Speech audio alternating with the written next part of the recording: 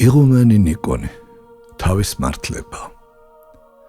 შვიდობა შენ და პატიოსანო დედაო მარიამ. მივიღე შენი ბარათი. თავს ბევრ რამეში დამნაშავედ აღიარებ. მეს მახარებს.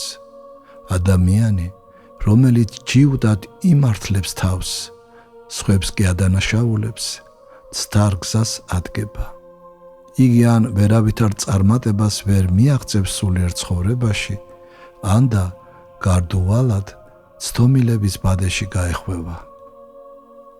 ჩვენი ცხონება მოღვაწეობაში კი არა, საკუთარი ცდომილების, ხრწნილების ღრმა, გულწრფელ შეცნობაში მდგომარეობს. ასევე იმის გაცნობიერებაში, რომ ჩვენ თვითონ საკუთარი თავის გამოსწორება არ ძალგვიც. აქედან იშვება გულის შემოსვლილება, გლოვა ერთგვარი სიმდაბლე და ასე შემდეგ. ხოლო თუ ასეთი გაცნობიერება არ არსებობს და ამას თავის მართლებაც ემატება, ღმერთო დაგვიფარე, მაშინ ყოველი შრომა ამაოა და მეტიც, ამპარტავნება და საკუთარ თავზე მაღალი წარმოდგენაც შეიძლება შვას. ამგვარად, დიდსა თუ მცირეში, ყოფით თუ სულიერ საქმეებში, ადამიანებთან ურთიერთობაში ეცადე საკუთარი თავი უკანასკნელ ადგილას დააყენო.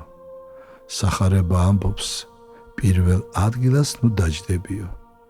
მაშინ დაიმკვიდრებ სულის მშვიდობას და ყველაფერს, რაზეც ზემოთ იყო საუბარი.